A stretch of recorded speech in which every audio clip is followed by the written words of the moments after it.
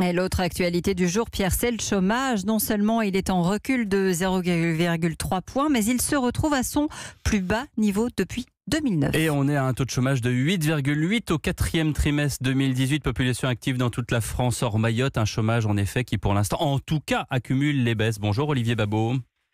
Bonjour. Président de l'Institut Sapiens, professeur d'économie à l'Université de Bordeaux. La question qu'on se pose, Olivier Babot, c'est bien sûr, est-ce que cette baisse s'inscrit dans la durée ?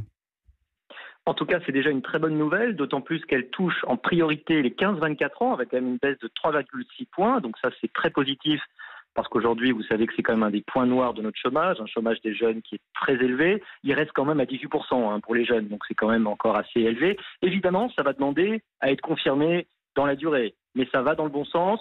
Bon, il y a toujours un petit débat statistique, parce qu'on parle ici du chiffre au sens du BIT, le Bureau international du travail, qui en fait réalise, c'est une méthode différente de Pôle emploi, parce que c'est, on pourrait dire, un sondage statistique, alors que Pôle emploi c'est des inscrits, et puis les conditions sont pas exactement les mêmes. Vous pouvez avoir des gens qui sont à Pôle emploi, mais qui ne sont pas dans les chiffres au sens du BIT, mais c'est quand même une bonne nouvelle. Olivier Babot, quelles sont les raisons de cette baisse significative ?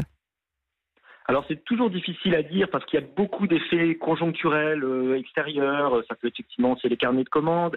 On pourrait y voir quand même aussi un effet positif des premières réformes d'Emmanuel Macron, même si beaucoup de choses restent à faire. Et puis, il faut quand même ne pas voir les choses trop en rose. Il y a encore beaucoup de problèmes en France. On a par exemple 3 millions de jeunes qui sont ce qu'on appelle dans la catégorie des NEET, c'est-à-dire qui ne sont pas dans l'emploi, pas en formation, pas en stage, et ça c'est extrêmement préoccupant pour l'avenir.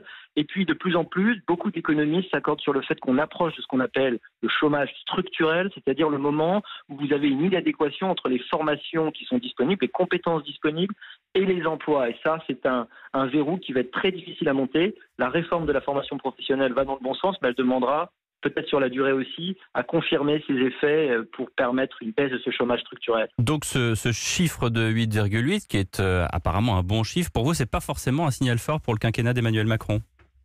C'est une bonne nouvelle. Disons que si ça avait été le contraire, on aurait probablement entendu beaucoup de critiques.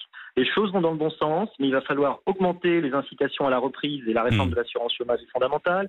Penser à un système de bonus-malus sur les contrats courts, comme le propose Jean Tirole, par exemple, le prix Nobel d'économie français, et aider qui est suivi aussi par l'aide à la mobilité. Oui, et qui est suivi bonus-malus par le président Macron, en tout cas jusqu'à présent, même si c'est une mesure critiquée. Merci beaucoup Olivier Babot, professeur d'économie, d'avoir été avec nous.